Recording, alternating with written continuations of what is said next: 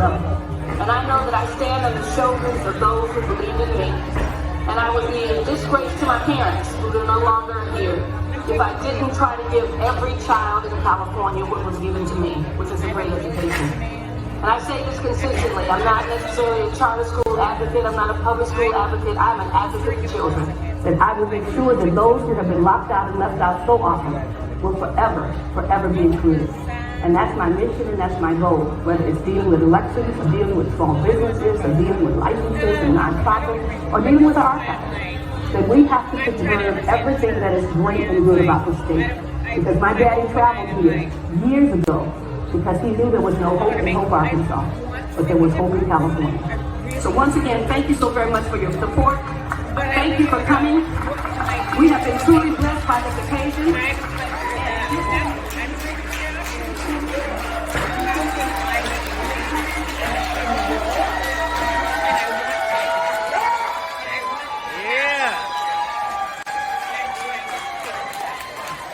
Stand to your feet, stand to your feet, stand to your feet. And give it up for the California Secretary of State, Dr. Shirley Weber. Put your hands together. Come on.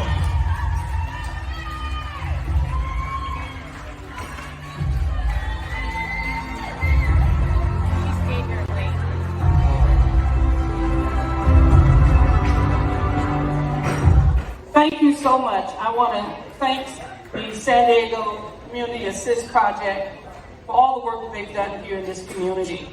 I want to thank all of you who got awards tonight.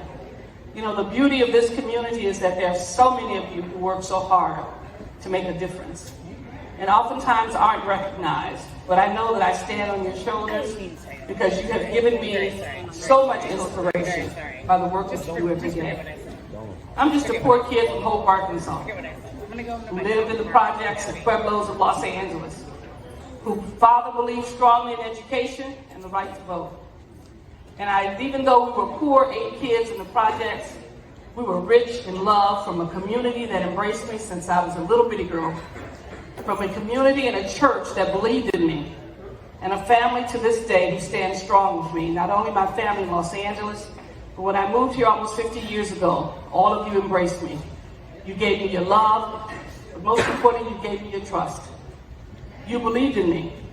You trusted me with your children. You trusted me with your dreams. You trusted me with your rights in your heart.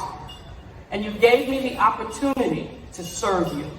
And I have been so blessed by your love and your support for me. You know, when I fight those issues in Sacramento, I fight them because I tell people that I have an army behind me. I have a God who believes in me, who lifted me up. But I also have a community that when others try to tear me down, stand up for me. They know me, they say, you know, we know her, and she will bring us honor. I was honored this year when I didn't seek the Secretary of State's office at all, when the governor's office called and asked me to be Secretary of State. I was honored to represent you. And when I thought about not doing it, I realized a couple of things. One, we have never had an African American as Secretary of State. 170-year history of California. I recognized that we had never had a black woman as a constitutional officer in the state of California. I recognized that this was a significant position that made the governor, the lieutenant governor, and then the Secretary of State. The triad of the state. And so I realized that if not for myself, then for so many young girls who don't have that vision, that this is an opportunity for them. But equally important, I recognize the fact that my grandfather, who never got a chance to vote in his entire life because they wouldn't let him vote. And my father didn't get a chance to vote till he was in his late 30s when he came to California.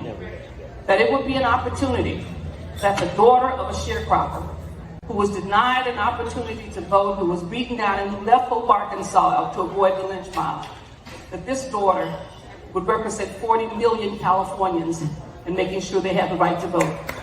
The largest state of the union, the 5th largest economy in the world.